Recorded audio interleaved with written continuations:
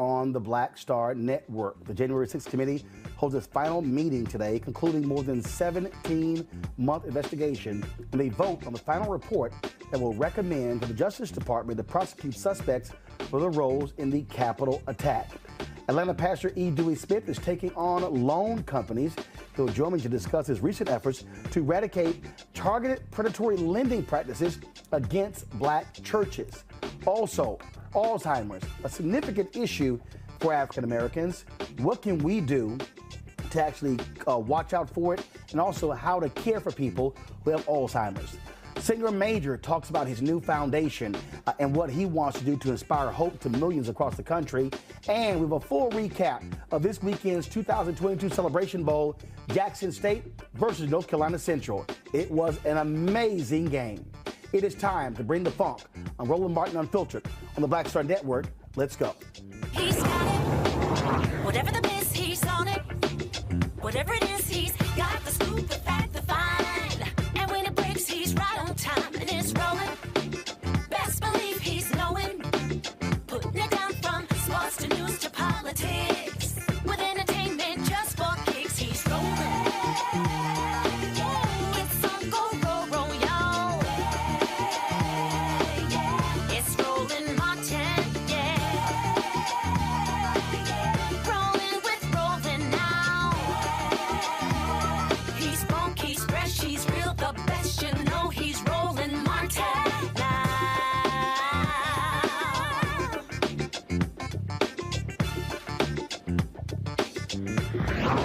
Martin.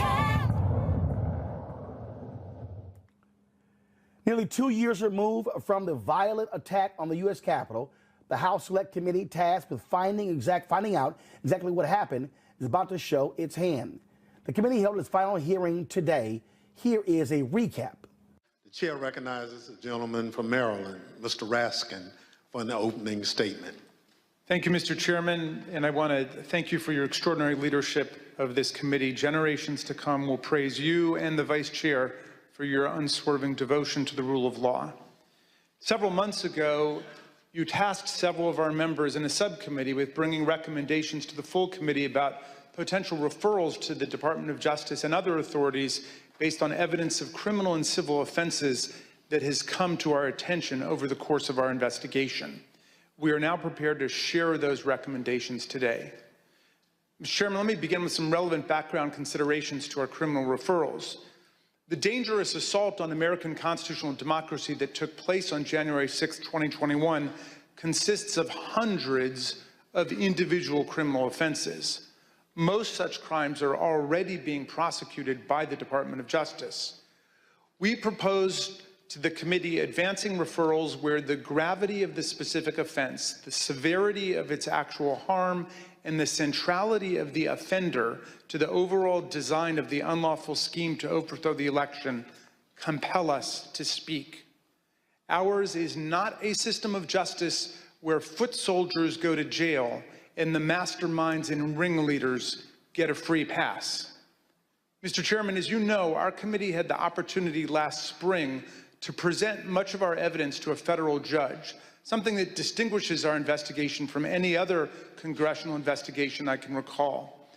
In the context of resolving evidentiary privilege issues related to the crime-fraud doctrine in the Eastman case, U.S. District Court Judge David Carter examined just a small subset of our evidence to determine whether it showed the likely commission of a federal offense. The judge concluded that both former President Donald Trump and John Eastman likely violated 2 federal criminal statutes. This is the starting point for our analysis today. The first criminal statute we invoke for referral, therefore, is Title 18, Section 1512C, which makes it unlawful for anyone to corruptly obstruct, influence, or impede any official proceeding of the United States government. We believe that the evidence described by my colleagues today and assembled throughout our hearings warrants a criminal referral of former President Donald J. Trump, John Eastman, and others for violations of this statute. The whole purpose and obvious effect of Trump's scheme were to obstruct, influence, and impede this official proceeding, the central moment for the lawful transfer of power in the United States.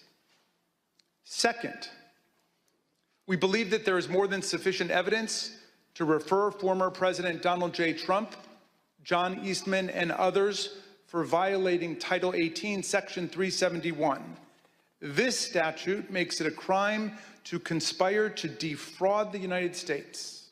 In other words, to make an agreement to impair, obstruct, or defeat the lawful functions of the United States government by deceitful or dishonest means. Former President Trump did not engage in a plan to defraud the United States acting alone. He entered into agreements, formal and informal, with several other individuals who assisted him with his criminal objectives. Our report describes in detail the actions of numerous co-conspirators who agreed with and participated in Trump's plan to impair, obstruct, and defeat the certification of President Biden's electoral victory. That said, the subcommittee does not attempt to determine all of the potential participants in this conspiracy, as our understanding of the role of many individuals may be incomplete even today because they refuse to answer our questions. We trust that the Department of Justice will be able to form a far more complete picture through its own investigation. Third, we make a referral based on Title 18, Section 1001, which makes it unlawful to knowingly and willfully make materially false statements to the federal government. The evidence clearly suggests that President Trump conspired with others to submit slates of fake electors to Congress and the National Archives. We believe that this evidence we set forth in our report is more than sufficient for a criminal referral of former President Donald J. Trump and others in connection with this offense. As before, we don't try to determine all of the participants in this conspiracy, many of whom refuse to answer our questions while under oath. We trust that the Department of Justice will be able to form a more complete picture through its own investigation. The fourth and final statute we invoke for referral is Title 18, Section 2383. The statute applies to anyone who incites, assists, or engages in insurrection against the United States of America, and anyone who gives aid or comfort to an insurrection. An insurrection is a rebellion against the authority of the United States. It is a grave federal offense anchored in the Constitution itself, which repeatedly opposes insurrections and domestic violence, and indeed uses participation in insurrection by office holders as automatic grounds for disqualification from ever holding public office again at the federal or state level. Anyone who incites others to engage in rebelling, assists them in doing so, or gives aid and comfort to those engaged in insurrection is guilty of a federal crime. The committee believes that more than sufficient evidence exists for a criminal referral of former President Trump for assisting or aiding and comforting those at the Capitol who engaged in a violent attack on the United States. The committee has developed significant evidence that President Trump intended to disrupt the peaceful transition of power under our Constitution. The President has an affirmative and primary constitutional duty to act to take care that the laws be faithfully executed. Nothing could be a greater betrayal of this duty than to assist in insurrection against the constitutional order. The complete factual basis for this referral is set forth in detail throughout our report. These are not the only statutes that are potentially relevant to President Trump's conduct related to the 2020 election. Depending on evidence developed by the Department of Justice, the President's actions could certainly trigger other criminal violations. Nor are President Trump and his immediate team the only people identified for referrals in our report. As part of our investigation, we asked multiple members of Congress to speak with us about issues critical to our understanding of this attack on the 2020 election and our system of constitutional democracy. None agreed to provide that essential information. As a result, we took the significant step of issuing them subpoenas based on the volume of information particular members possessed about one or more parts of President Trump's plans to overturn the election. None of the subpoenaed members complied, and we are now referring 4 members of Congress for appropriate sanction by the House Ethics Committee for failure to comply with lawful subpoenas.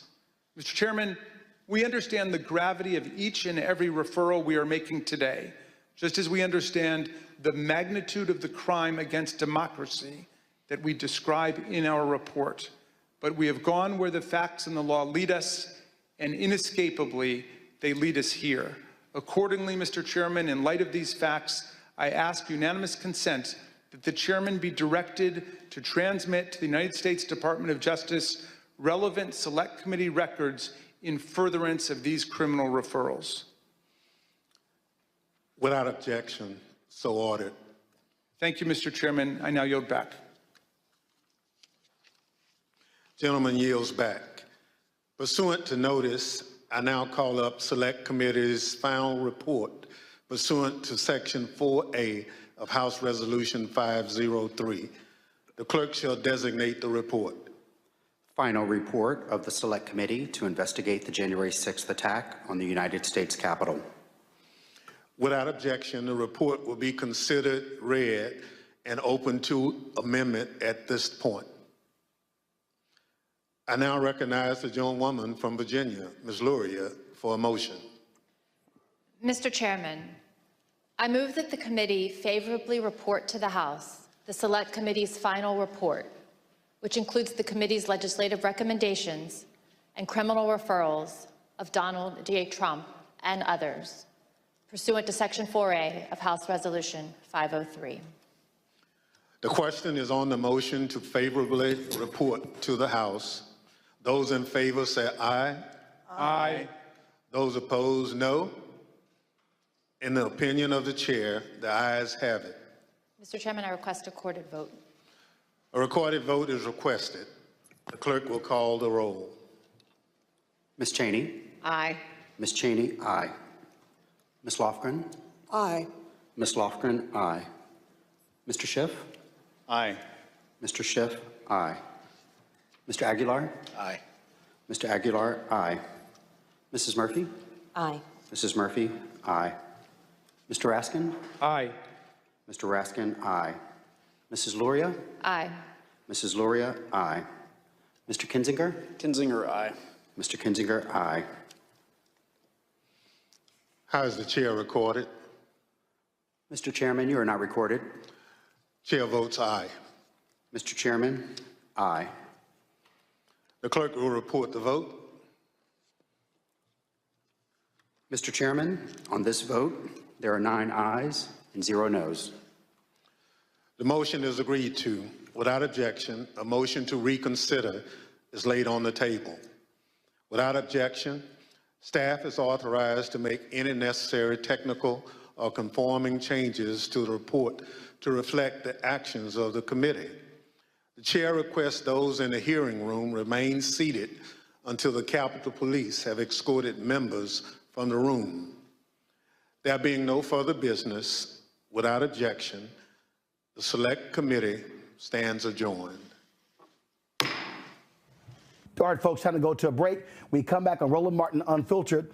We'll talk about black churches being targeted with predatory loans as well as nefarious bond companies. We'll talk with Pastor E. Dewey Smith. You don't want to miss our conversation. Don't forget to support the Black Star Network. Download our app, available on all platforms: Apple phone, Android phone, Apple TV, Android TV, Roku, Amazon Fire TV, Xbox One, Samsung Smart TV. Also, support us in what we do by joining our Bring the Funk fan club. Every dollar you give goes to support this show, and so we appreciate all of you. We got to get 2,000 people contributing at least $50 this month to hit our goal. We've got some amazing things coming down the pipeline, our 24-hour streaming channel, all of those different things, folks. So your support absolutely matters. Send your check and money orders to P.O. Box 57196, Washington, D.C. 20037-0196. Cash App, $RM Unfiltered. PayPal, R. Martin Unfiltered. Venmo, RM Unfiltered. Zelle is Roland at RolandSMartin.com. Roland at RolandMartinUnfiltered.com. And don't forget to get a copy of my book, White Fear, How the Browning of America is Making White Folks Lose Their Minds. Available on all platforms, all stores, Amazon, Barnes & Noble, Target. Also, download your copy from Audible. I'll be right back.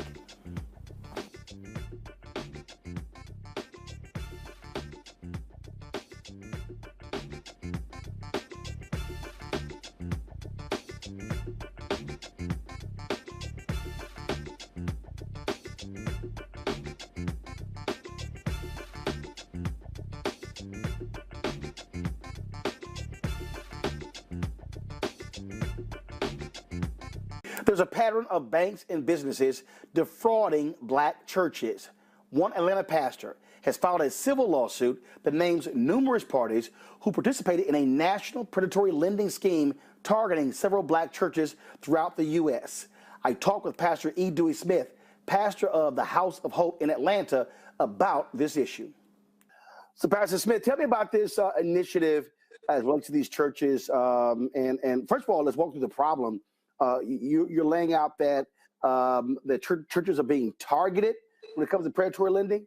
Yes, sir. You know, there's a financial instrument called bond transactions, where bond companies purportedly sell bonds to investors privately, and then they hire a local bank to be responsible for receiving the payments from the borrower, and then making interest payments and keeping a ledger of the people who supposedly purchase bonds. And so in 2004, the campus we currently own now was refinanced through bonds. Bishop Earl Polk was the pastor of the Cathedral of the Holy Spirit.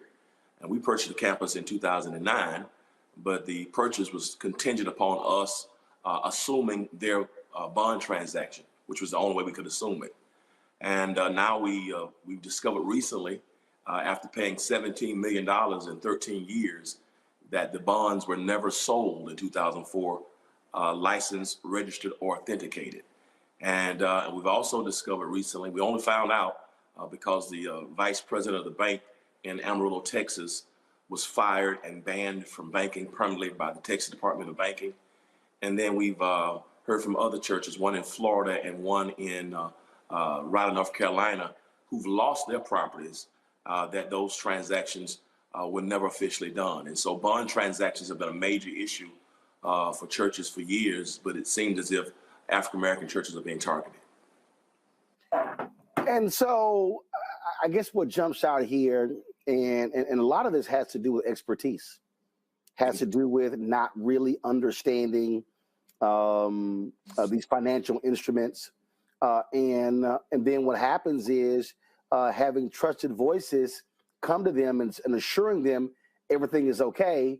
And then folks go, okay, well, I trust this person. They're a Christian, they're a member, or they may be a fellow pastor, so let's go with it. Yeah, I think you're exactly right. In our case dealt with forgery of the initial documents. And so there's a RICO charge against the bank, the bond company, about 20 defendants in our case. I mean, theft by deception, theft by forgery, racketeer, influence, corrupt organization. So ours is a little more intense. But in a case like Dr. H. Beecher Hicks, who was one of my mentors growing up, Metropolitan Baptist Church in Washington, D.C., they had a similar issue with the bond company. And I'm not sure was malfeasance involved, but I do know that the instrument is incredibly tricky. And if you don't have a bond attorney and people who have the correct expertise in it, then it could lead to some very adverse consequences. So sometimes it is a matter of not having the right people aboard, but then sometimes the documents can be forged and misplaced and swapped out at closing. And so it can be very, very tricky. And it's gotten the best people, from Enron to Michael Milken to athletes. It happens all the time with investors. Have you lined up bond experts to say to any church, hey, if anyone approaches you or you're considering this, use these people. We've already vetted them. They know what's going on. Absolutely. And we've been in contact with the NAACP and, of course, the SCLC and a few other organizations to kind of put together a conference and put together a checklist. So when it happens, we would know what to do. But what is also interesting is that most of the bond companies are now all of a sudden leaving the bond industry. We've received a myriad of calls from other bond companies who are not involved, trying to negotiate this, come to some type of settlement, because it's a real stain on the industry. And so we want to do all we can to empower people, and also, encourage some to even consider doing a class action lawsuit.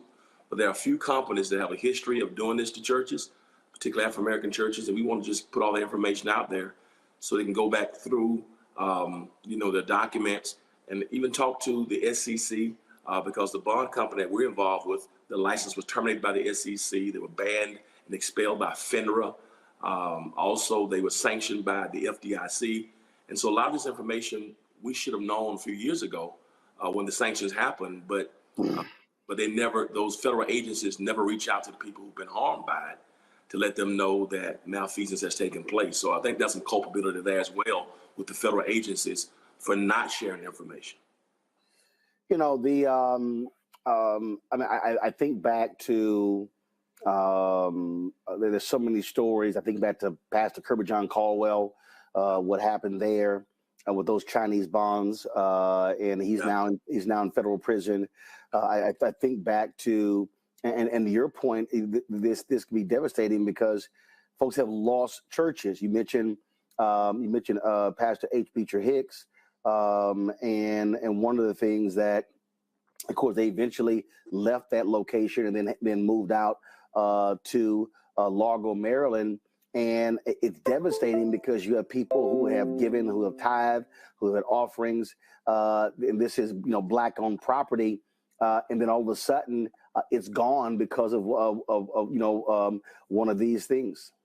Absolutely, it's tragic, because I think a lot of times it's predatory in the sense that sometimes traditional loans, when banks were kind of pulling away from lending to churches, you can get more money, and the underwriting process is a little easier in terms of bond transactions. And so sometimes, people get up in situations where you bite off more than you can chew.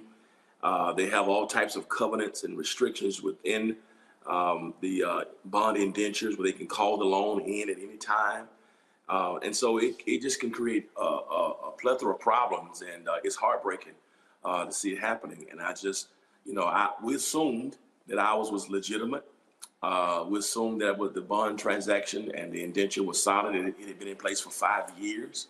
And, I look back now to ask ourselves, and our team has, because we had two attorneys involved in the initial transaction. But there was no way we could have caught forged documents at that time. And so it just, now we know what to ask for, and we just want to share that. And we're encouraging a few other churches to institute a class action lawsuit. One church is the African church that's in Raleigh, North Carolina, and the other church is in Orlando, Florida. They lost the building, and now they're having to rent the building back from the people who foreclosed on them. Wow. Lost everything. It's just, it's sick, and it's evil, it's diabolic, and it's predatory. And this is, one of the things that I've done a number of commentaries, and I was talking about HBCUs and contracts and expertise. And I've really said this about a lot of our Black institutions, that when we are moving in areas that is out of the norm, it really is vital to have subject matter expertise. So you can have an attorney, but the question is that their particular expertise? There are real estate attorneys. There are tax attorneys. There are, as you said, there are bond attorneys. And I think a lot of times, a lot of us just assume that, well, a so-and-so can handle this, when in fact they can. Reverend Floyd Flake also told me once, he said, hey, when we first started doing deals, with banks, he said, I would bring I would bring various deacons. He said, when we started doing transactions that were 20, 30, 40, $50 million, he said, I needed folk on my side of the table who spoke the exact same language as people on the other side of the table, so they understood, we knew what was going on. And so that expertise is so vital, and it's going to cost you, but it's going to cost you a lot more if you don't have the expertise on the front end. It's funny you mentioned HBCUs, because I found out that the bank that's involved in this situation with us, who's been trying to resolve it actually, the best to their ability, they actually one of the banks for Shaw University there in North Carolina now. And it just made me wonder, I know it's a different type of lending in that ours is a bond transaction, but the fact that they handle, I think, a lot of the student loans for Shaw University. And it just made me wonder, are those things above board as well?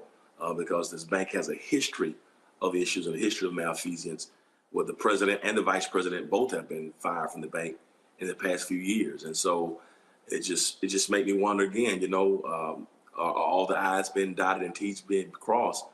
We have an HBCU renaissance, which is a beautiful thing, but you're exactly correct. If we don't have the expertise at the table, to people who know the lingo, know the tricks, and that would have the protection there, because we didn't have a bond attorney. We had a transactional attorney and a real estate attorney who were very, very solid. And again, there's no way they could have caught forgery. So I will say that. But there are a few other things now that we know that they could have looked for that could have possibly brought us to this conclusion sooner. But ours was a very, very tricky and deviant transaction, and criminal. And so ours was a little different, but again, you have to have the right people in place who know how to ask the right questions. So moving forward with this national effort, what is it going to look like? And then what are y'all planning on, traveling the country? You're looking at having webinars, really, how are you going to be, frankly, teaching and educating other churches and pastors about this very issue? That's a great question. We're looking to have our first webinar in January, and we have one of the gurus in terms of church finance, a guy whose name is Ken Lewis of CH Advisory Group. Met him 10 years ago at a conference, at one of Bishop Jake's conferences, and he's been probably one of the leading guys in terms of banking and loan underwriting for churches, with the familiarity and a dexterity with traditional loans and bond transactions. So we brought him in, and a couple other bond attorneys, one of the best bond attorneys in the nation, who's done it for about 38 years. And so just to help people kind of vet through it, to give a checklist. And so we look to have quarterly meetings. I'm hoping that Bishop Jakes has his conference in May of next year, 2023, and hopefully we have some opportunities to have some discussion there as well, and a few other pastors' conferences throughout the year. And so we just going to put together and try to get the information out there, because I do think by having a checklist and people that you can talk to, and having the right understanding of state law, because that would be helpful as well. So, and I think that list is important. I mean, as you were talking, I thought about the NFL Players Association and how they have, like, for even the NFL, here are these certified agents, and then the Players Association has been very helpful in providing people with reputable financial advisors and others, because sort of the same thing, how players have been taken financially, and it's like, man, I didn't know so-and-so was screwing over different people like that. But being able to say, hey, here are people who have been vetted, who are trusted. And so if you're looking for it, here's sort of a list of people who you can call from.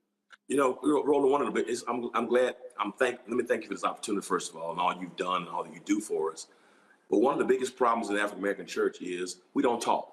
Yep. And it's like we are just on our islands by ourselves, and everybody's doing their own thing for whatever reasons. And the lack of collaboration and lack of communication amongst us is the main thing that's keeping us from really getting some traction. So everybody's a lone ranger, and if we share our struggles and share our stories, rather than everybody just in their own corners, having, ecclesiastical urinating contests, I think it'll help us to really just, hey man, this is what I've gone through. This is what I did.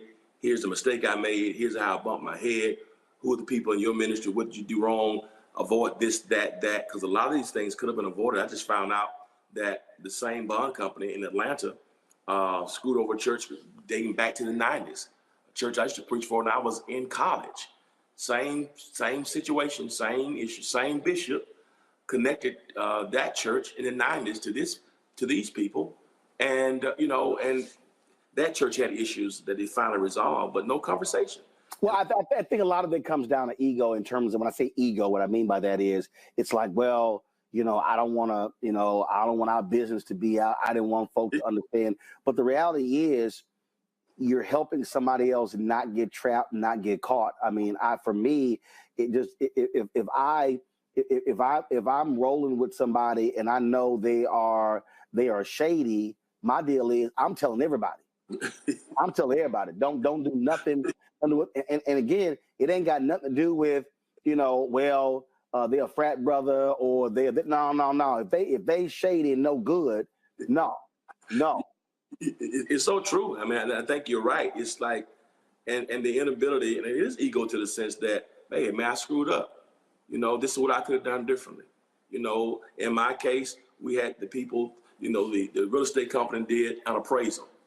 Well, they used a 5-year-old appraisal on the property in 2009 when the economy had tanked. They put a new cover sheet to make the 2004 appraisal like it was 2009 appraisal. Well, I accepted it at face value. Well, it's forgery now, but at the end of the day, I should have done my own appraisal. You know what I mean? So things that I should have had my own bond attorney. So things like that. They told us they had certain certificates of occupancy. They provided us with documentation of that. Only found out that was forged as well. So things that I could have looked for and things I saw, I bumped my head. So it's like, I just stand before the church, say, hey, this is what happened, church. Here are the facts. Let the attorneys talk. Here's our board of directors.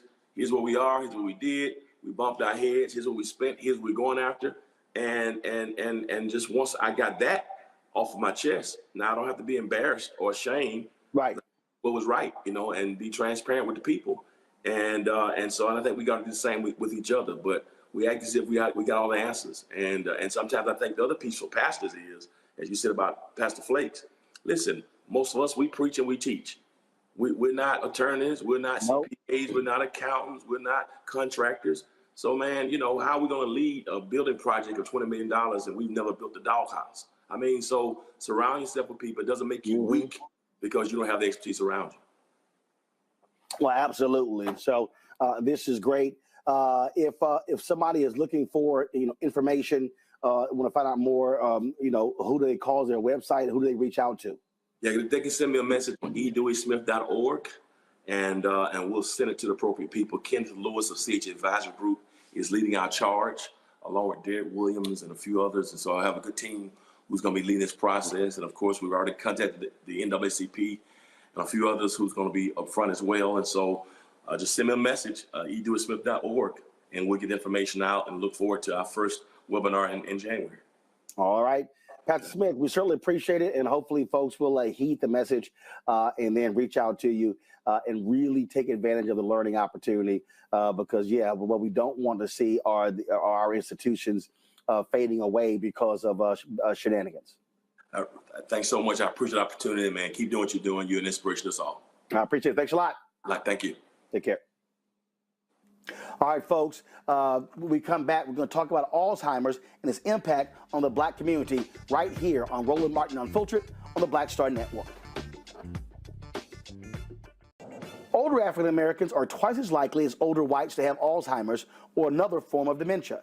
23.1% of Black Americans ages 70 and older are living with Alzheimer's. It is a silent epidemic in the Black community.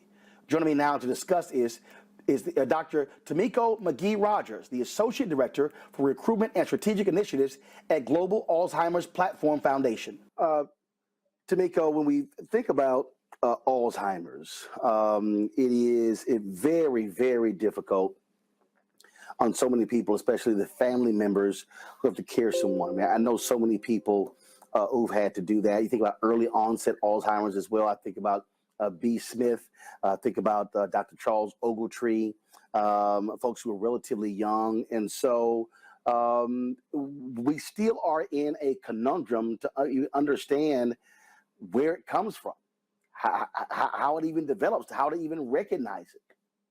Yes, we are. And thank you. I want to thank you so much, Roland, for having me on your show. You're doing so much for the Black community, so thank you. But you raise a very important question.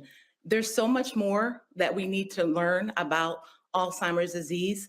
And the reason why I'm here too is just to inform people we can learn more by participation in clinical trials. African Americans are 35% less likely to receive a diagnosis, but Alzheimer's disease affects Black people as twice as likely compared to non-Hispanic whites. So it's so important that we get involved in research and clinical trials to ensure that treatment works for everyone and not just one population. So that's so why are we impacted more than anybody else? Do we know? Yeah, we have looked at it. Some people, researchers have seen diet, right? Diet plays a big part of it. Genetics, right? Our genetics play a big role. And then just also, I can also just give you some information. We do some healthy brain promotion. And some of the things we encourage people to do is get sleep, get enough sleep, right? Exercise, right? Try to address your stress, your level of stress. That has a lot to do with cognitive decline and memory loss. So it's things that we can do to prevent it. But unfortunately, in the African American community, it's more prevalent. And we just need to do things to address those, as I said, diet, exercise, and sleeping better. And so what do we look for? I mean, we hear these examples all the time. Oh, folks, they begin to forget things, but I mean, a lot of us actually do that. So, right. And then in what age? Because when you think about the early onset, a lot of people thought before that was really, 70 plus, but you're hearing more and more cases of people in their early 60s getting Alzheimer's. Yes. So you raise a great question. Thank you, Roland, for that question. So I just want to reiterate, we all lose our keys, right? I know the other day I lost my keys. Where are my keys?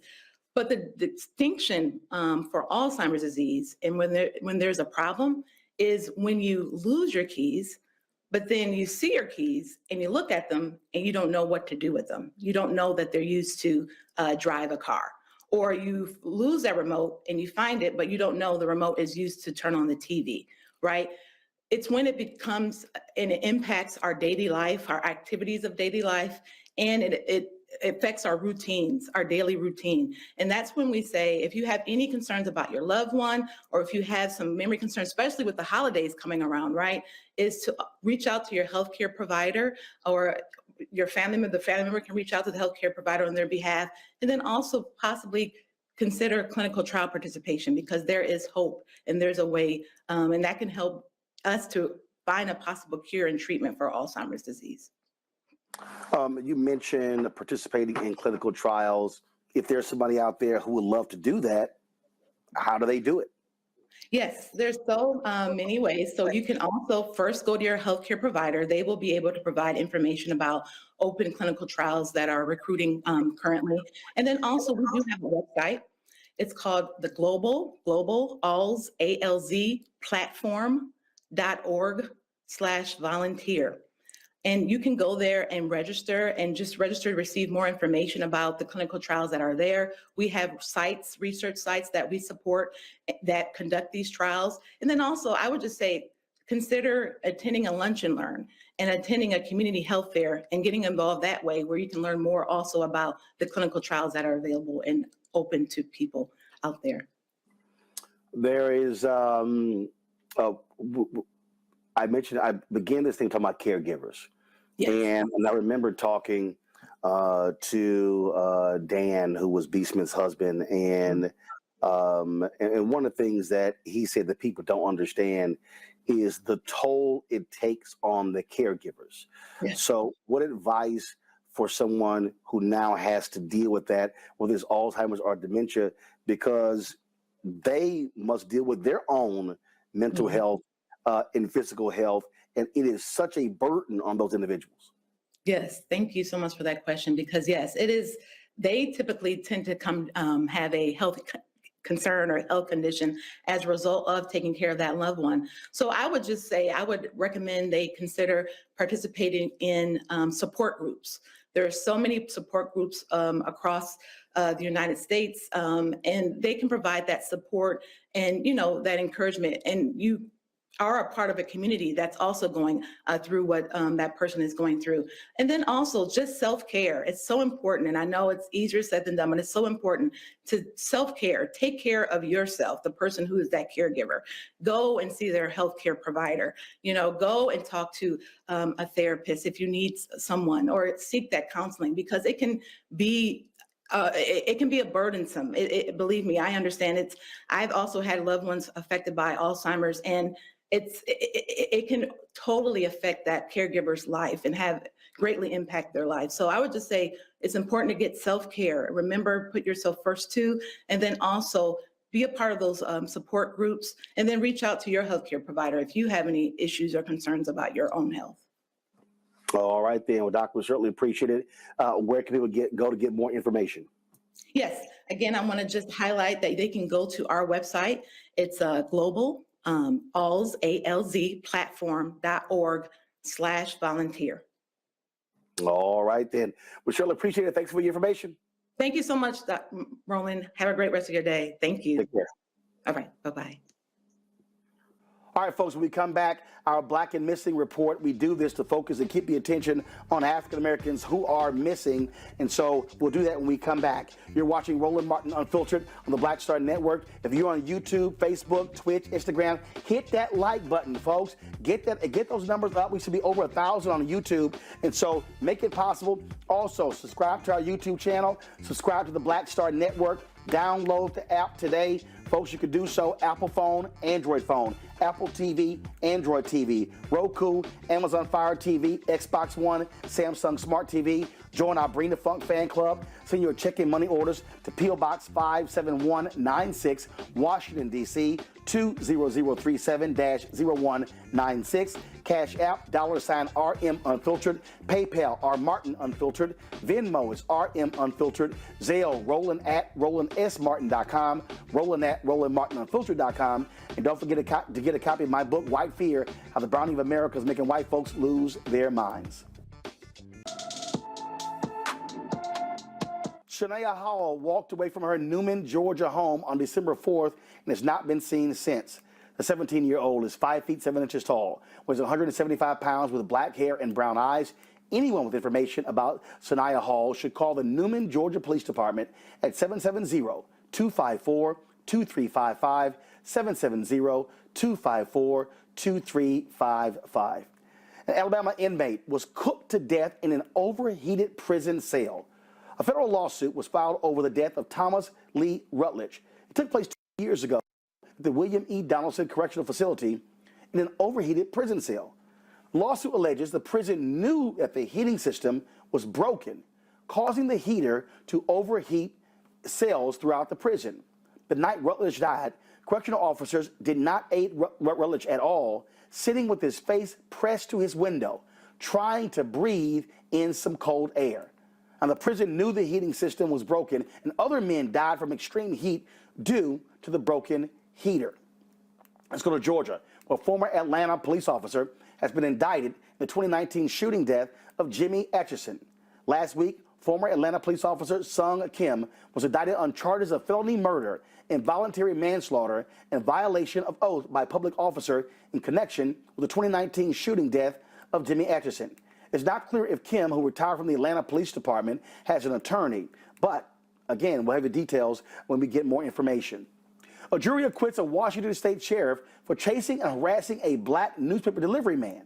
Pierce County Sheriff Ed Troyer was found not guilty of misdemeanor false reporting charges related to a confrontation with a black newspaper carrier in 2021. Troyer was accused of calling 911 to report that Cedric Alzheimer, a black newspaper carrier, threatened to kill him in January of 2021. Now, he made the call after following Alzheimer around the neighborhood in his vehicle. About 40 officers responded to the scene. Again, the jury found him not guilty. A Michigan man pleaded guilty to threatening Black Lives Matter supporters at multiple Starbucks. Kenneth Pylon, a Michigan eye doctor, pleaded guilty in federal district court to willfully intimidating and attempting to discourage citizens from engaging in lawful speech and protest in support of Black Lives Matter. Pylon threatened to kill black people at 9 local Starbucks using a racial slur to refer to his intended victims. He also left nooses in parking lots over 2 months in 2020. He will be sentenced on March 23rd of next year. Folks, a man in California, a white man, is charged with a felony for shooting an unarmed black man at an Airbnb. Mark Waters of San Jose was charged with felony assault with a semi-automatic firearm, resulting in significant bodily injury for an incident that took place in October. Waters shot the unidentified, unarmed 21-year-old black man because he was renting an Airbnb in his neighborhood. Waters confronted the unarmed man with a handgun and shot him in the leg as he ran for safety. Waters could be charged with a possible hate crime.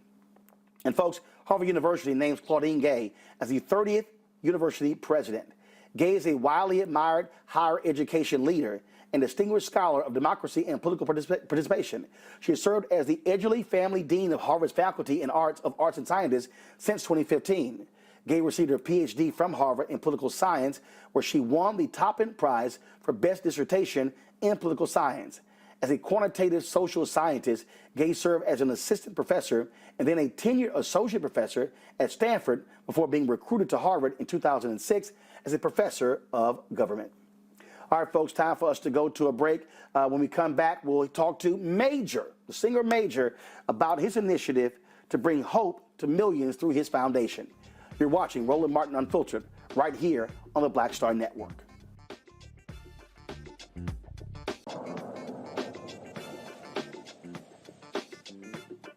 Folks, so we were at Operation Hope Global Hope Forum. I had a chance to sit down and talk to my frat brother, the singer Major, about his new foundation, what they want to accomplish, what they want to achieve by inspiring people and giving them hope all across the country.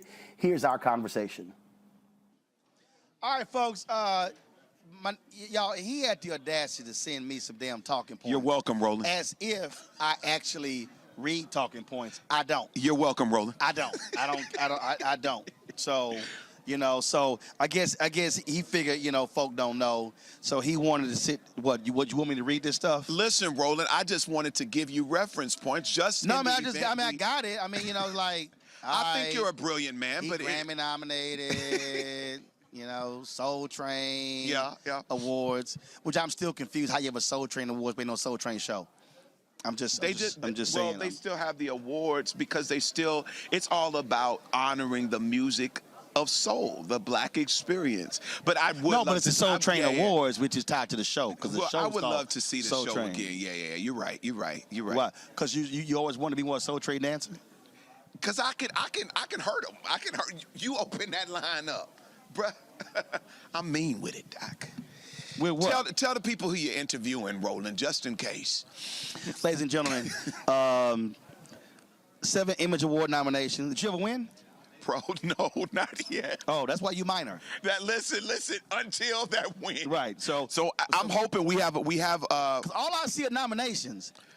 Oh, so did you win a Soul Train Award? I'm heavily nominated, bro. Right. I need to win something. You like the Susan Lucci of music. Can you cross me over? Can you tell the people? Because you know, I got 4 Image Awards. You do, and guess I think what? I've been nominated like 9, 10 times, but I got 4. But I need you to understand this. I voted for you. Smart man. So did you vote for me? Probably not. Ladies and gentlemen, this is Roland Martin.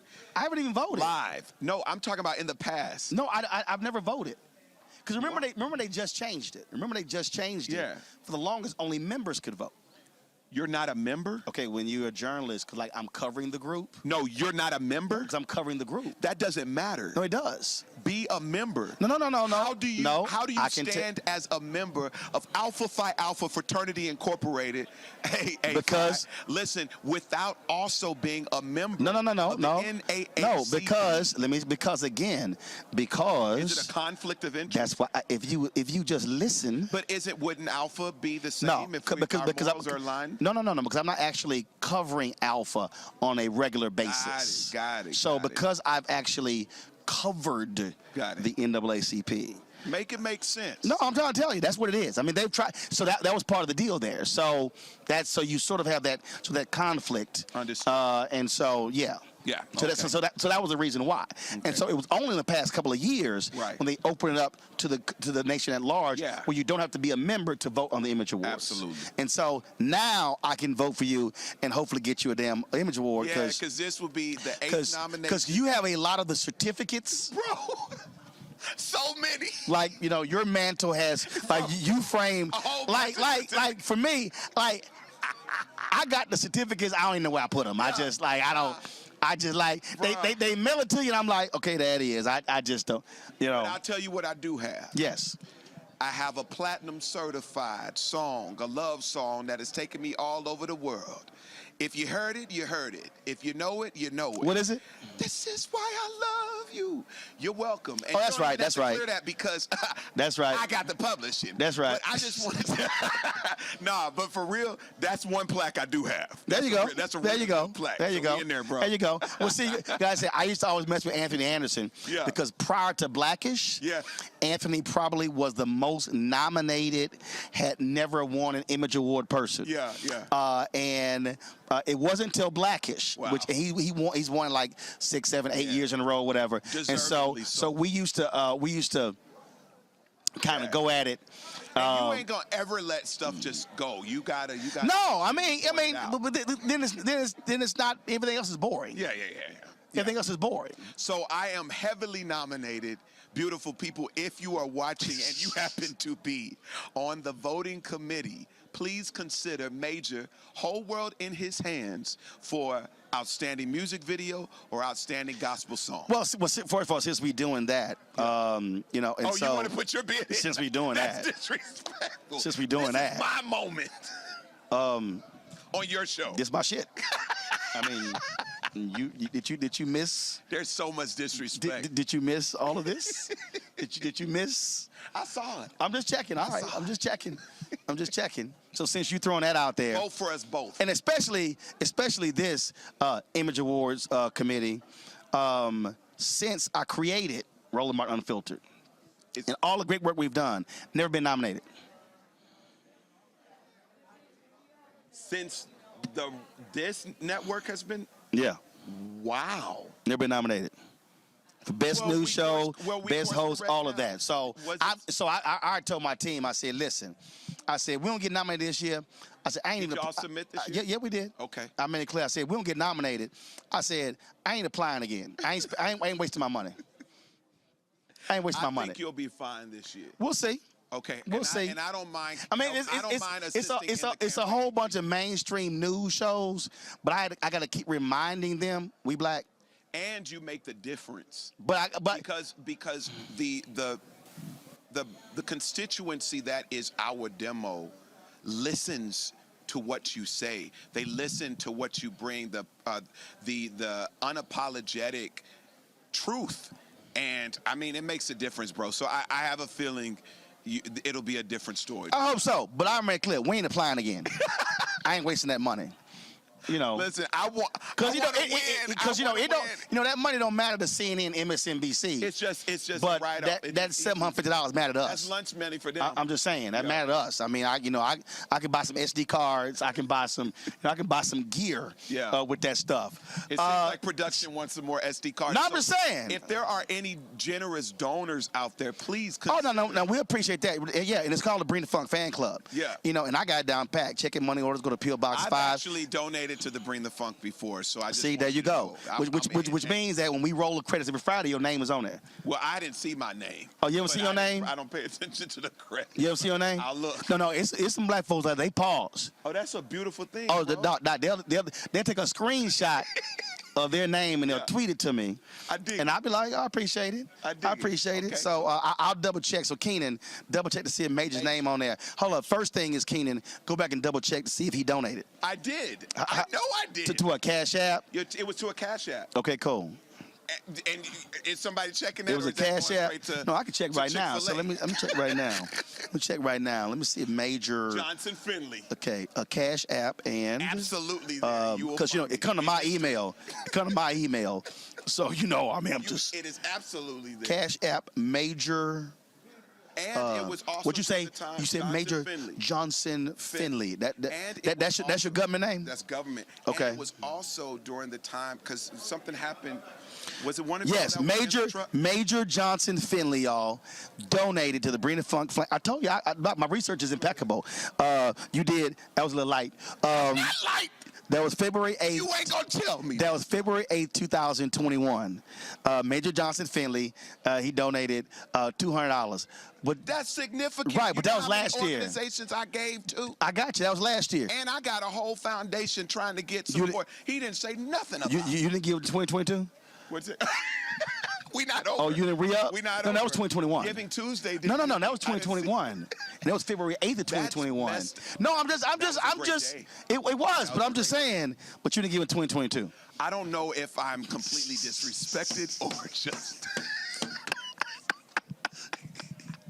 I love the fact that you found my name because that would have sucked if you couldn't have. Oh no, but you ain't because then it'd be like.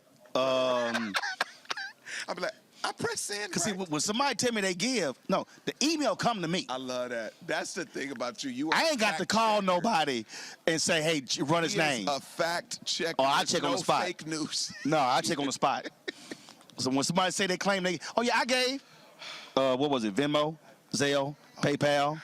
I can check all of them. This is disrespectful, and I'm so glad my name was found. All right. So let's talk about. Okay, so you mentioned your new song. Y'all, please get this boy an Image Award, please, please. Okay. So let's talk about the foundation. Mm-hmm. What you're doing with it. So I'm looking here. I read this real quick. I thought it become a dope dealer. It said today. It said hope. A hope dealer. I'm sorry. It was like I was Got like hope on my hat. Wait a minute. That's where I went. Okay. But it's a play on. I thought that was a John O'Brien hat. No, this is the Major Hope Foundation. Okay, got you. The crazy thing is, just to bring it full circle. And when I first moved to Los Angeles, California, after attending school in Boston at Berkeley, but before that. Houston, Texas. You know, we Texas born and raised. All right, there you go. We're kind of family, so it's hilarious because his in-laws are my people, and yeah. So whatever. Anyway, I get to LA and I connect with an endeavor that wanted me to sing for Jeff Franklin, the creator of the TV show Full House. Got it. And this man has so much money. The estate was brilliant. And they talk about proceeds are going to Operation Hope. And I'm like, what is Operation Hope? That's my thing. I talk about hope. Right. And so I did a little research and I said, I'm going to connect with this organization soon. Fast forward to earlier this year, both myself, Stedman Graham, and John Hope Bryant were honored with an award for our commitment to community and service in our respective fields. And we talked, and it has been a connection and a bond ever since. He invited me here as the opening night's entertainment, as well as speaking on the panel about hope. And therein, we have Major Hope Foundation, which is my humanitarian commitment to amplifying hope in communities and people near and far. It's a beautiful venture. I'm nervous. I'm excited. And I'm just hopeful that this is going to impact and really connect the people. Yeah. And what do you want the foundation to do? How you will be touching the people? What will y'all be doing? So we have three tier programs. One includes the Major Hope Experience, which is where music and motivation intersect. So we do acoustic concerts where it incorporates actually my Major Hope album series, a spoken word album series of motivations and pep talks, as well as music. And we also have the Major Hope Experience Live, which on December 15th to the folks in Los Angeles that are watching, make sure you get to the Peppermint Club because that's the last Major Hope Experience Live of the year. It goes down. I guess I got to run this in the next 3 days, huh? Yes, for the next 3 days. That's what cousins do. I can't hold this. That's what cousins do. I can't hold this the next week. Nah, you got to run it the next 3 days. And also, so the Major Hope Experience, we have the Random Drops of Hope, which is a playoff of Random Acts of Kindness. We do pop-up charitable activations where we just serve the need immediately. Take over gas stations, take over grocery stores in marginalized communities and whatnot. And then we lastly have confidence coaching, where I do workshops that speak on effective communication, value systems, self-esteem for youth and young adults, our etiquette. It's a beautiful program, bro. All right, folks, hold tight 1 second. I got to go to commercial break. We come back. More of my conversation with a Grammy-nominated NAACP Image Award-nominated singer, Major. You're watching Roland Martin Unfiltered right here on the Black Star Network.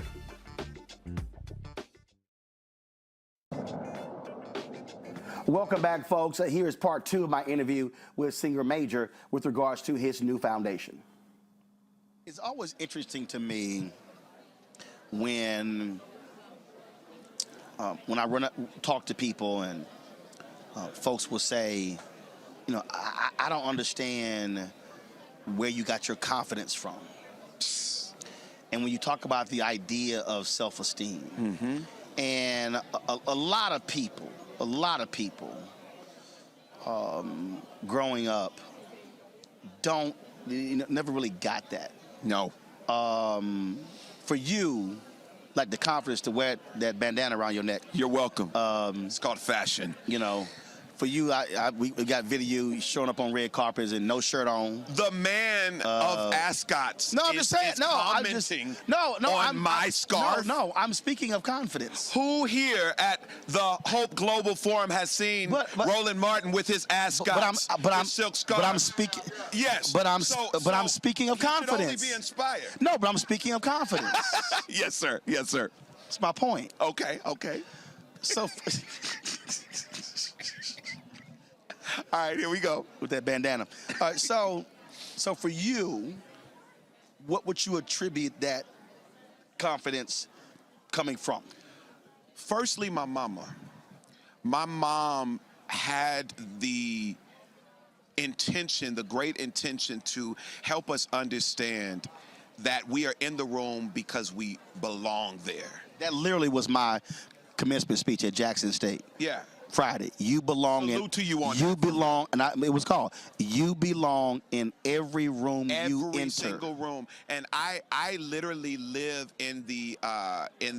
by the mantra that when we show up to spaces, we show up as an answer to the need. We don't show up seeking answers. We show up as an answer. And if we make room for everyone, everyone's need will ultimately be answered. So my confidence has come by way of my mom, making sure that when we step in spaces, and even before, do the work so that when you show up and the opportunity comes, you can actually have something that connects and lifts and elevates the moment. The village made the difference for me.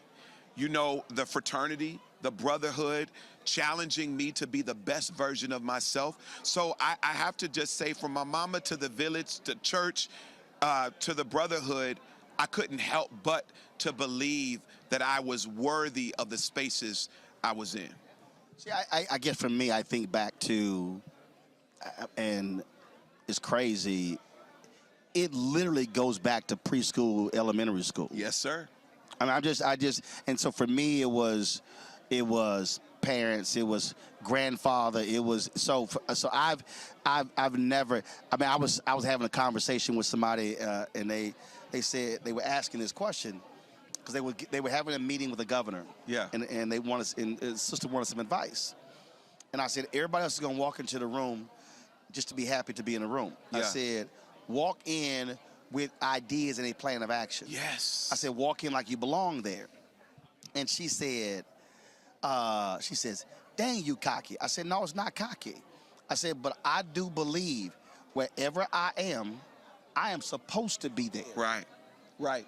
So that's why this notion, when I hear people talk about imposter syndrome, I'm like, I ain't never. Well, let me tell you this. I didn't think that I wrestled with imposter syndrome until I remember Lovey Jones sharing. Lovey, what's Lovey's last name? Is it Jones? It called Lovey. Yeah, my sister Lovey kind of brought that to the forefront of mainstream culture, talking about imposter syndrome, because I didn't know that I actually wrestled with confidence in the idea that I always walked in a room knowing that I was absolutely enough. Because a lot of times in my spaces, I shined so big that oftentimes it would make other people intimidated or insecure about how they move. So I would say, because I'm empathetic, I would be like, okay, well, maybe I should bring it down just a little bit because I don't want to do too much. But for me, I did wrestle with it. I think a lot of times for me, it's not always confidence. It's just I move in courage and audacity to hope. And confidence, I think, ultimately is informed by the recollection. It's an always remember thing that I can stand in this moment because the last time I showed up, it ended well for me. Right. And so that's for me what informs it. But Oprah said she doesn't wrestle with imposter syndrome. Quinta Brunson said it just recently. You said it. No, and the reason I don't is, again, because I also, again, one, if I was invited for a reason. Right. Two, and again, I'm really going back to elementary school. I remember there were programs that the city of Houston had. Yeah. That were summer programs, cultural programs. And I remember, man, it was like our in Clinton Park was like this major thing at one of these, I think Albert Thomas Convention Center, and it may have been 2,000 or 3,000 people there. Right. We performed on stage, and there was no fear. And so I told somebody, I said, hell, when you 8, 9, 10, no fear. But also, I guess my grandmother had a catering business. There were times we did weddings and we were working the deal. Yeah. And it's 400, 500, 600 people there did face me as well. Yeah. So the idea of being in a room, standing up, asking the question, I ain't phased. And not intimidated by who in the room. I don't care how many PhDs. I don't care how many Nobel laureates or whatever. It's just a whole different different attitude. And the thing is, I belong. And I wholeheartedly believe that. And I want to clarify that confidence and arrogance are two different things. And I think far too often, because so many people wrestle with confidence and security and insecurity, that they challenge it because they have not mastered this sense of confidence and being so they'll call you arrogant. They call it arrogance, but that's not what it is. And it really also, I think, is also based upon knowledge. Right. So if I got the knowledge, I'm like, man, let's go. Yeah. Let's we ain't even I'm ready to swing. What good is all this information if I'm not moving in the confidence to share it, to give it? And so to all of the folks that are insecure, which generally, if you're hating, it's insecurity showing up in its best effort to protect pride, stop. Stop. There is room for all of us. Be you unapologetically. Can't nobody do you like you do you. Make room for that. I say it like this, Roland. Far too big is the sky for only one bird to fly. And oh, how beautiful is the night when more than one star shines. There is room for all of us to confidently, unapologetically shine, period. Right. That's why when I meet young folks, especially black folks. Yeah. And they'll shake my hand, they might be with their parents or whatever, or anybody. And I'm like, look me in the eye. Yeah. And that's the exact tone. Yeah. When you shake my hand, look me in the eye. Yeah. And they're like, and I go, now do it again. Yeah. And the parents looking like, I said, no. When you shake somebody's hand, yes, you look them in the eye. Yes. You don't look off. You don't look down. And it's really, I just did the Jackson State graduation, and it was amazing the number. And I'm always studying people. I'm always studying body language, and it was amazing the number of people who walked across. So they would get their degree from the president, and whenever I give a commencement speech, I shake the hand of every graduate. Yes. And I'm standing there, and the number of these are African Americans who would be looking down, looking off, looking past, and not looking in the eye. And part of that's because also how we've been trained. We couldn't look white folks in the eye. Right, right. And that's a mindset that we also pick up on. Yeah. And I just think that when you talk about helping people and teaching people, it really is vital that we teach our folk having good self-esteem, but believing that you belong. And believing in yourself. That's why when somebody speaks and they'll say something, I'm like, I'm sorry, I didn't hear you. Yeah. They're like, no, I didn't hear you. I'm like, I need you to project your name. Because it's like, oh, I'm Kim. I'm Kim. Say it again. Values. No, I'm Kim. I need you to say it. It's value systems. You were reared very well. I've met your parents, some great folks. You were blessed to have that rearing and steering and the education and the village and the community and the commitment to assuring that you were properly cultivated. I think and ain't got nothing to do with college. My mom and dad didn't go to college.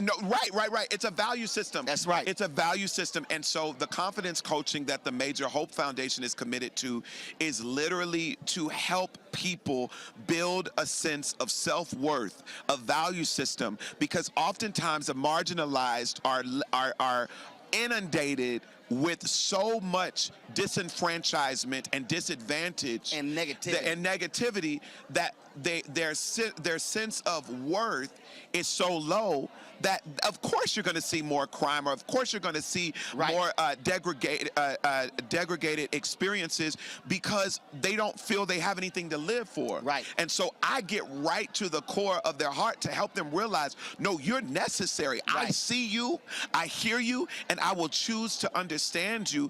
And once you get that, you start living a different way, and you have something to live for. Choices are different. And so, and you notice I said in youth and also adults, because a lot of adults have lived without this value system. A whole lot. And I speak to anti-recidivism. I'm going to help them reacclimate to the society that they didn't think they belonged in, to let them know you are here because you are necessary. Well, it is always just, to me, this is vital, because again, if to your point, if it wasn't cultivated growing up, if it wasn't a part of your family structure, you really do have to be taught and begin to break those things down. Like, people will come to me, and I'm talking about, we're talking about corporate leaders. I was with this one sister, and when the company basically said, yo, we're done with you. This is a brilliant, she absolutely is CEO material. And was sitting there wondering, will I find another job? Stuff like that. And I'm sitting looking at her like, the hell you? And it was a trip, and I was like, well, have you met this person, this person? And she's like, no. So you need to meet these people. So we're sitting there having lunch. And while we're sitting there, I'm texting the people, I need you to meet so-and-so. And then I go, okay, so-and-so said to email him. So-and-so said to call him. And she goes, wait a minute, I said, oh, I'm sorry, you thought I was gonna wait till Monday? Right. And she was like, so you just, I said, yes, while we were sitting here, while you were talking, I sent them a text. Absolutely. I'm like, what are we waiting for? And she was just like, and again, and this is not somebody who I knew for a very long time, but I instantly picked up her spirit and what was holding her back. And I said, baby, there are larger jobs with smaller companies. And she told me, she said, you know what? One of the greatest mistakes I should have done, international travel early in my career. She's telling me all these different things. And so, I'm speaking in, no. This, call this person, do this. You can do this, is gonna happen. 5 months later, She hits me up, becomes CMO of a global company, reporting directly to the CEO. She tells me this. I saw her on LinkedIn, and I said, "You're now in position to be CEO." She's like, "Whoa!" She's like, "What? Oh my God!" I said, "Stop." I said, "Stop. What are you doing?" Yeah. I said, "Stop limiting yourself." Come on. Yeah. I said, "Stop it. Yeah. Yeah. You are not gonna have a conversation with me." Yeah. I said, "You are now on the path to be a CEO." Yes. She and I had a conversation a couple of months ago. She turned down a CEO opportunity that was base level 40 million. Right. Because it was the right opportunity. And when she told me that, I said, "Didn't somebody tell you Yeah. you were CEO material?" But she needed somebody to speak that into her. And I would literally tell her, "Do not repeat that again whenever you and I talk." Bro, and this is somebody who's like in a major corporate leader. Listen, that's why I salute you so much. I salute you so much. Black Star speaks to a marginalized yet powerful community, helping them understand that if you haven't heard it from anybody else, you are necessary, you are mighty, you are qualified, and you are absolutely worthy. So step up and rise up in it and shine unapologetically. Dog, that's it.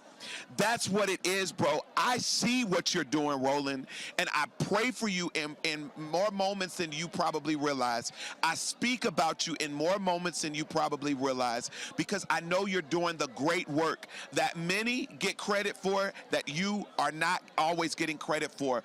But in right time, in now time, there are people speaking your name in rooms that it's all going to make sense very soon. You will see, bro.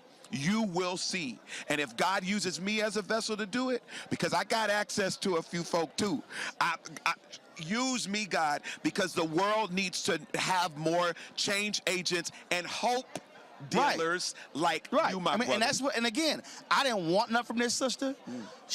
I wasn't asking for no check. But it would be nice for you to remember the brother that spoke like that's true. That's true. But we're sitting there, and I'm looking at. She was defeated, bro. No, I'm talking about she was crushed, and I was like, "The hell you doing? Yeah, you got all." No, I said, "Pick your ass." No, I said, "No, you." I said, "You will not." But you be know, crushed in my presence. You know, Roland, that speaks to the climate of seeming divide that exists now. A lot of people aren't necessarily moving in the way they move, be it opposition or partisan, simply because they believe it. It's because that's the safest space, where it coddles their comfort. But if you want to make change, if you want to make impact, it's going to be uncomfortable. And that's where confidence comes into play. Yes. It lets you know that you have permission to disturb the familiar, to interrupt the comfortable in order to see the better and the different and the change. And so for me, that's how I move in spaces where, you know, a lot of times we call it ignorant. There's a lot of ignorant folk that are moving and leading in these spaces and these capacities, and we don't even realize, as arrogant as they come off, they are some of the most insecure people ever. And if you get to the heart of it, once you just have a conversation with them, you'll realize that conversation can literally be the catalyst to get to the changed mindset, the mindset shift to get them to rise. We were talking earlier about independence and being an independent artist. And when you were like, I was like, you were like, But here's the deal, though. I'm glad you said that. I'm glad you said that. Yes, it is. Yes. But the reality is, being an owner is tough. Yes. And Seven Streeter and I had this conversation. Woo! So when Seven went independent, and her deal was, I had to oversee all of this. We're both on the same label. And the thing is that what people don't understand, and I said this to you, what I love So what I've always loved is freedom and flexibility. I love that. I love that when you said that earlier. Freedom and flexibility. And there's a cost. That's what ownership provides you. Yes, and so being able to say, no, I'm going here. Yeah. I don't have to ask permission. So the thing for me with this show was, I was not going. I go back. I knew CNN. September 2008, Jim Walton called me to his office. He says, I'm gonna use a boxing analogy. We think you're a better counter puncher than puncher, meaning you're better show contributor than host. I go, I know. He went. He goes, I said, I know I'm not ready to host. Yeah. So I said, here's what I need you to do. I need you to send your notes to your coaches. Right. On what I need to do to become a host. Yeah. And then partner me with them. He was like, he called my agent, he was like, that's not how I expected the conversation to go. I knew when I was ready for a weekly show. Yeah. I hosted a weekly show on TV One for 3 years. CNN would give me one. Yeah. Then I knew I was ready for a daily show. Yeah. It happened the following year. Yeah. My deal here was, when TV One entered the show, I said, I'm not going to sit at home and wait for somebody to validate me by saying, we're going to give you a show. Yeah. Because you just said it when you said permission. Yeah. I gave myself permission to be my own show host. Yeah. So now I've given shows to 5 other people. And that's part of the deal. Again, when I see confidence coaching, your foundation, we have to teach people to give themselves permission. Yes, sir. Yes, sir. Yes, sir. And that's what I believe hope provides. I said it earlier on the panel. Oftentimes when we hear people say, keep hope alive, shout out to Reverend Jackson, my guy. Love you, man. Don't lose hope. You gotta keep your hope. We hear it as mere cliche without any power. But I believe that cliches were divinely intended to be repeated until we finally get it. Right. Hope is powerful. It's liberating. It's an anchor. And it is also your permission, as we were speaking, to believe for greater than what the current circumstance is trying to convince you to believe. Yep. Every storm runs out of rain, beautiful people. Name one that didn't. You can't. Theoretically and literally, every single storm runs out of rain. Yes, there'll be casualties. Yes, there'll be devastation. But soon enough, the sun comes out and reminds you that there is more to the story than what the previous or current chapter is giving you. Stay with it. Lock in. Rise up. Black Star Network. Beautiful Star You. Be all of that. It's major. I know what no feels like. I heard no so many times that I had to flip it as an acronym that from here on out, bro, N-O is now next one. Because if it ain't this one, it's going to be the next one. See, I actually flipped it. No. On to the next. No. Right. It's on. It's on. I did that too, bro. It's on. And Doc, I'm telling you, but that goes back to confidence, hope, belief, and there's so many people, they're just, they run up against that one obstacle or two or 10 or 20. And say it, 10 or 20 and it's gonna or happen. 30, and it happens, and it happens, and it happens, and it happens. The problem is, woo, don't quit, but the problem is, a lot of us who have achieved something don't talk about it enough. Yes. I use the example, I'm gonna talk to Bishop T.D. Jakes. Nobody ever wants to talk about Bishop T.D. Jakes when he was digging ditches in West Virginia. Right. They want to talk about preaching to 1 million in Africa. Yeah. No. When he was in the mud, under houses. But it's the same bishop. Absolutely. And I think that's the mistake that people make. That's why, for me, when I'm talking about support us in this show, I am transparent with what stuff costs. Yes, sir. and I'm saying, yo, we're trying to go here. This gonna cost $150,000. Yeah. We need y'all to give. Yeah. And because it's letting people know that this just don't happen just by happenstance. Right. Like, and so I think it's a lot of people. That's what it is. Too many people, they've absolutely given up hope. They don't have that confidence in themselves, and they want somebody else to give the permission. And this is not a poor thing. Again, I was talking to a sister who making high 6-7 figures. If I told you the name of the company, it's one of the top Fortune 500 companies in America. Yeah. Not the bottom. Yeah. One of the top. She thought there was no future. I looked at her like she was out of her mind. I said, baby, it's called the Fortune 500. Yeah. Hello. You work for one of them. Yeah. It's 499 others. What you doing? Come on, bro. And it's just, I mean, and you just need, so it ain't about, and look, she's highly educated. But that's the piece I think a lot of people just don't understand, Doc. So where can they get more information about the foundation? The foundation, nowthat'smajor.com/Major Hope. Major Hope. Major Hope is the foundation. You can go to my Instagram, everywhere online, Now That's Major, at Now That's Major. You will find it. Y'all, I'm about the business. I've been doing it. I've been doing the serving and the service to my community out of my own pocket. But I said, by wise counsel, I realized that I needed to make it official. We are a 501c3. I'm excited about it. I have an incredible board that includes top execs from AT&T, Wells Fargo, Shell, Nespresso, Nestle. I'm grateful. Everyday people, we're coming to your community to serve you, and I might give you a little song in between, but do know that whatever it's going to be, just like my mama named me, it's going to be major. Well, first of all, you see on his car the colors are black and gold. Oh, you know it. But I'm surprised that hat not black and gold. I always have. Oh, this hat. Oh, I got one of those. But that, you know, I got the gold feather hat. You know, we can't help it, bro. But of course, I almost wore black and gold today. I'm gonna have it tomorrow. Right. Me too. I can't go anywhere without black and gold. Just let them know. It just makes sense. Just let them know.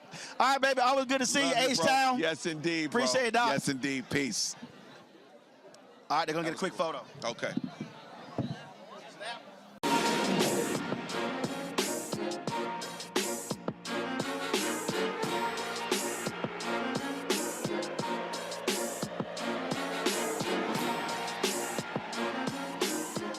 All right, folks, we were in Atlanta last week for the Celebration Bowl, the 7th annual Celebration Bowl, pitting the winner of the MEAC conference, North Carolina Central, against the SWAC winner, Jackson State University. It was a fantastic week. And so we, of course, were covering some different events, but a game time, and it was a barn burner. Of course, Central won 41-34 in overtime, an amazing game. And so here's some of the sights and sounds of the 2022 Celebration Bowl.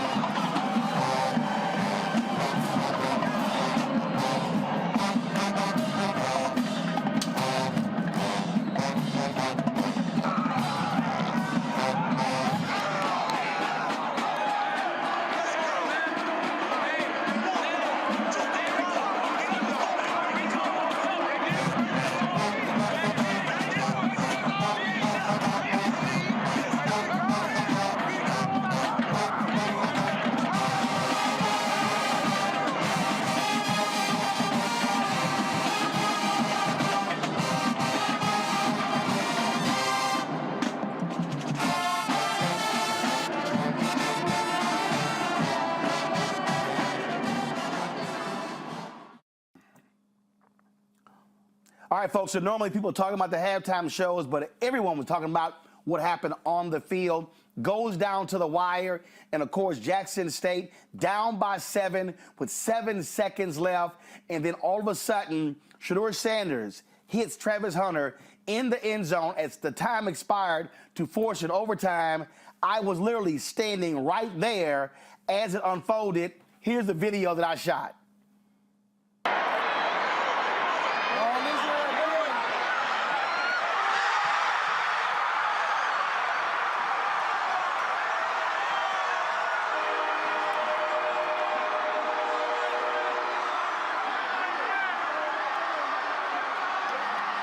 Then we go to the overtime, folks, and then what happens, North Carolina Central, they're able to score a touchdown, and it was a punch that thing through.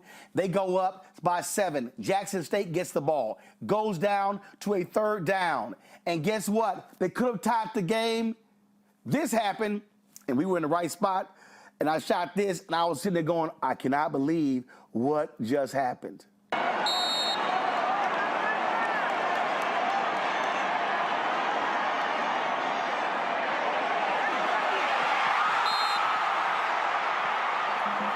After he drops that 3rd down touchdown, easy touchdown, it's now 4th down, one final play for Jackson State. But they could get a 1st down.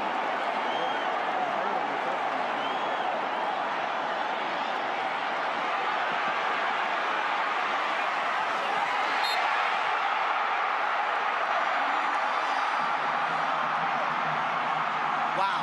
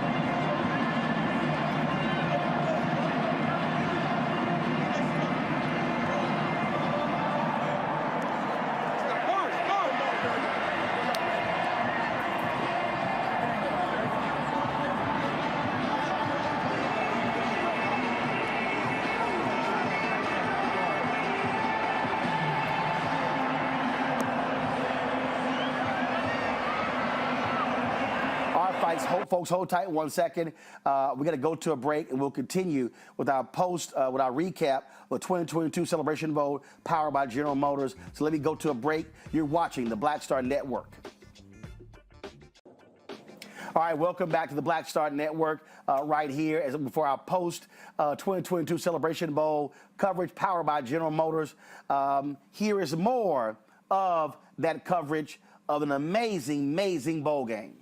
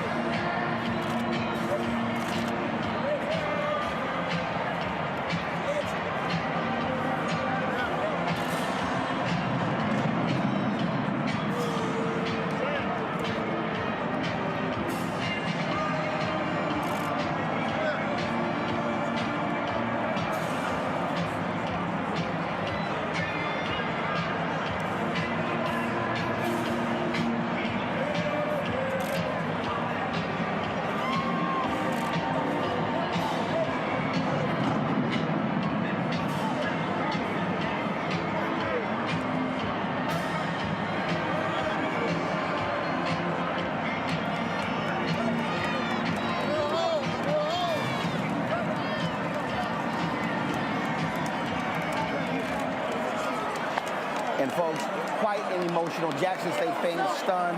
They were undefeated going into this game. Their only loss of the season, not winning the HBCU National Championship. And so North Carolina Central players and coaches, and everybody celebrated. Coach Deion Sanders was doing his part to console his team, console his players. It was an extremely emotional moment on the field for Deion Sanders, for Jackson State players, and for their fan base.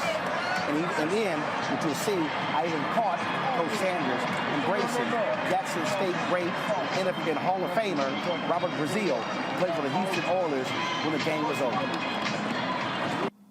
Now, I grew up watching the Houston Oilers, Love You Blue, and got a chance to talk to Hall of Famer Robert Brazile about this game, about this team, and about Coach Sanders. Thank you. Thank you for what you did, man. It's gonna hurt. It's gonna have you. Come on.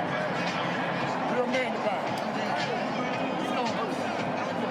Where at? Your thoughts just about this team? They didn't win the final game. Your thoughts about just this team? Very, very. I knew what they were running. We tried. We dropped off. We're still in the game. So it's not like it's nothing to be sad about. It's going to hurt because we lost. Think about this team. We pulled up. We did what no one has ever done with Jackson. I still feel those losses to the Steelers. I still feel those. Trust me, I still feel them. I don't sleep with them. No. Yes, absolutely. Yeah, absolutely. And just your thoughts just on what Deion did for this team. I'm grateful for what Deion has done. And my thoughts, I am so grateful for what he has done. Deion has did everything that he told me he was coming to Jackson.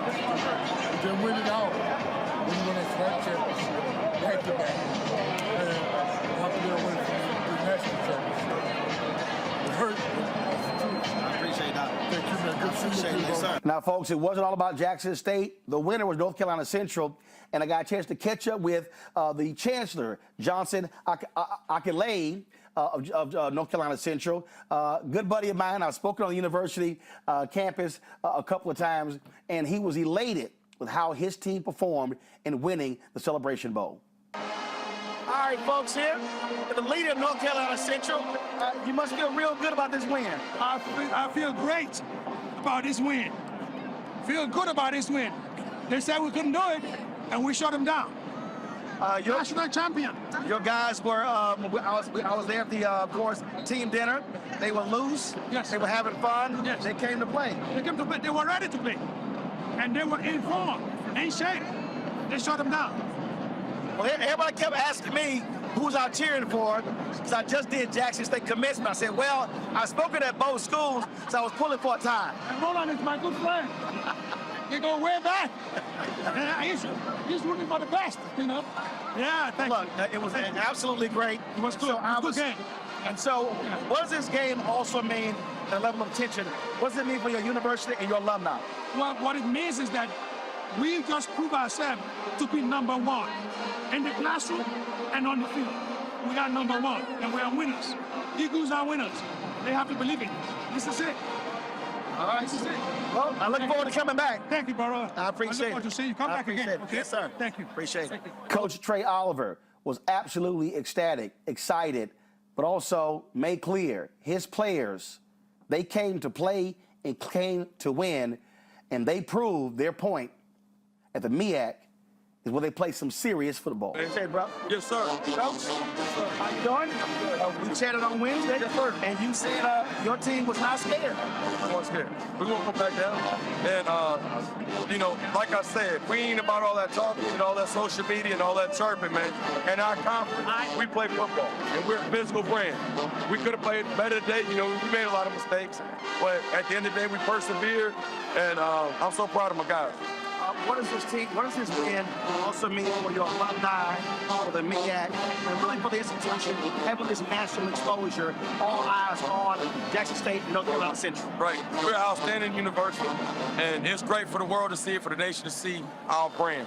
And, you know, we're going to improve, and like I said, it's so much bigger than me. I'm just so happy for our university and for our university to put on a show like this on national television. And when that fourth down pass went out, your team exploded, and you could see it really Wednesday. I mean, they were loose, they were not uptight, and they were really walking with a sense of confidence. Right. We have a powerful team. They trust themselves. They believe in themselves. And, you know, it's not an arrogance, but it's just confidence.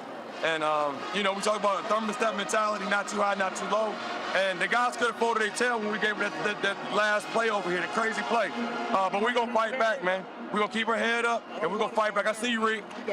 Congrats on being national champs. Oh, man, thank you. Congratulations. What's going on, man? Long time. Yeah. And athletic director Lewis Perkins, boy, he was a happy man holding that heavy Celebration Bowl trophy. Step up. You ready? Feels good holding that, huh? Yeah, it feels great. Feels great. It's heavy, but it feels great. Talk about this team. When I was at the dinner Wednesday, I told Coach this. They were loose, they were having fun, and they were feeling good the entire week. You know what? This is a really close group. The coach is good. They love each other. They play for each other. And, you know, they came here on a mission. This was a business trip. And never did 1 second they think they were just going to, you know, come here and if we're going to roll over. It's going to be a dogfight. And we took some of their best punches. Coach came back with that awesome fake punt. I couldn't believe it. And I was like, okay, we're going to be all right. We're going to be good. Well, you guys jumped out to a 10-0 lead. And a lot of people are like, oh, these guys not playing. You know what? We start fast most of the time, but we know Jackson State. We know they're a good team, and they were going to come back throwing haymakers, and we took some tough blows from them. And they got some talented folks over there, too, now. So we knew they weren't going to lay down. And after halftime, we just regrouped and came back at them. So the second year, so much attention for this game is placed on Jackson State in the SWAC. And just like South Carolina State, North Carolina Central represented for the MEAC. You know what? The BI brand of football is fierce. It's tough, it's physical, and it might be 6 teams, but every week's a dog fight, and nobody backs down from anybody. So what you see is what you get with Smash Mouth football, and we were able to win today. All right, congratulations. So much, man. National champs. Thank you. Hold on. Thank you. Good. Appreciate it. Get Bulldogs. Come take this thing. Bulldogs. Wait, picture what you told. Yeah. I can't give it up. Okay, I cannot give it up, Coach. Thank y'all. Get Bulldogs. Let us know we good. Oh yeah. Congratulations, Coach. Thank you. Thank y'all so much.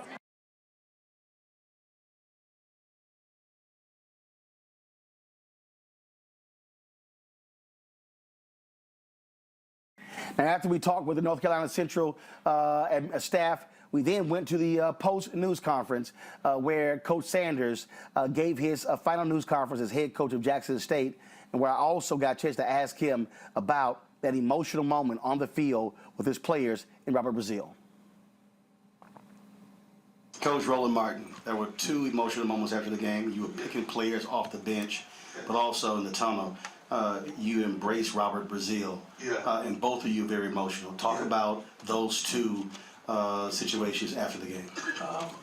I wanted to have a last opportunity to speak to my team as a unit, so that's why I was trying to get them in and comfort them as well, because a lot of those young men were emotional because we didn't fathom a loss. We don't think like that.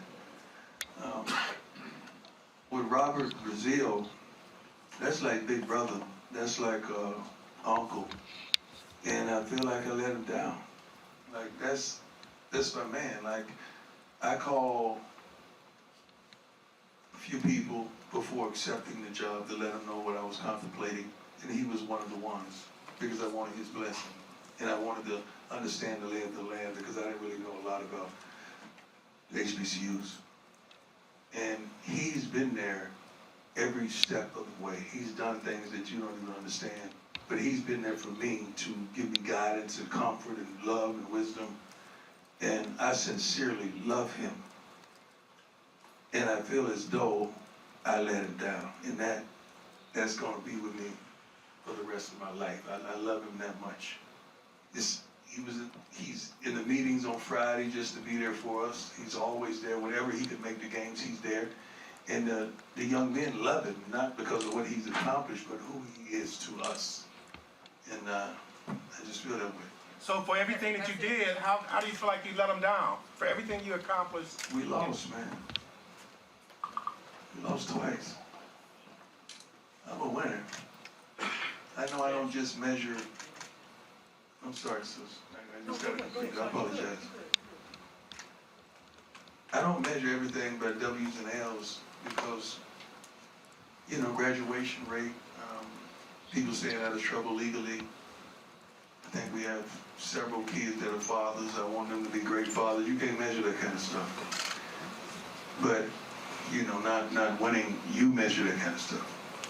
But I feel like we won, but we didn't win that game. But that's just me. I just feel like I let him down. And that hurts. I love him that much. I want to make note to a man that's been there for me. You know, throughout all this, I've lost several people through this short journey of Jackson. And my pastor was one of them. And God sent me another man that has filled that void and then some. Is Pastor Smith, you here? God, I love you, my brother.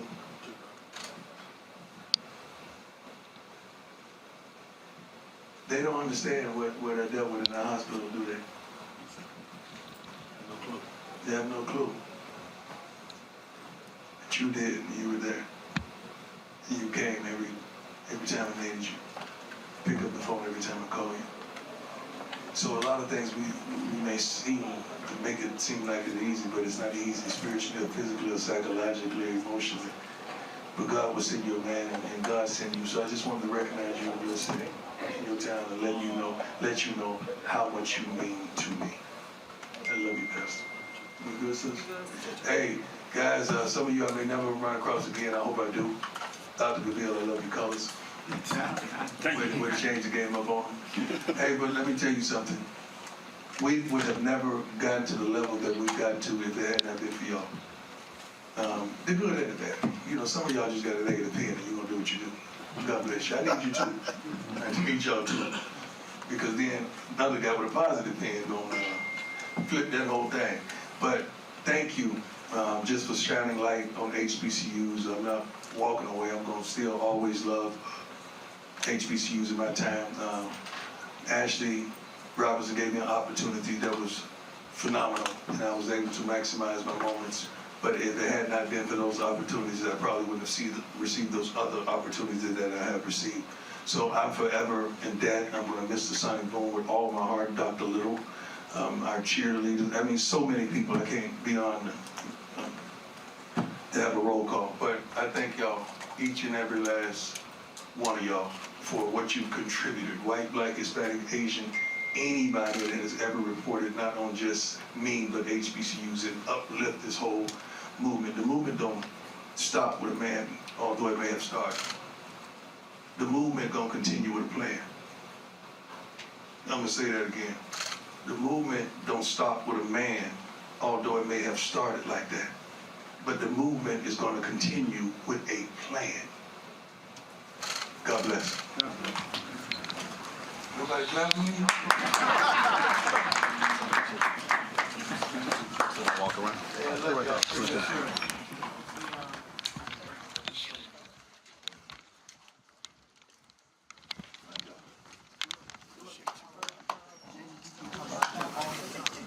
When I worked on Matt Stewart show, he talked about you. Okay, good luck to you. All right, yeah.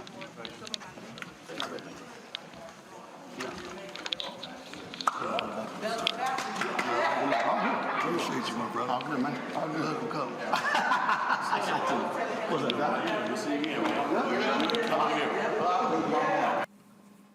All right, folks, that's it for today's show. I appreciate General Motors partnering with us for our coverage of the Celebration Bowl. It was a fantastic, fantastic game. Plus, we also partnered with them for the Bayou Classic and the SWAC Championship as well. If y'all want to see any of that coverage, simply go to the Black Star Network app and you can check it out. Folks, that is it. I got to go. I'll see you guys tomorrow right here on the Black Star Network. I'm Roland Martin. You know how we always end it.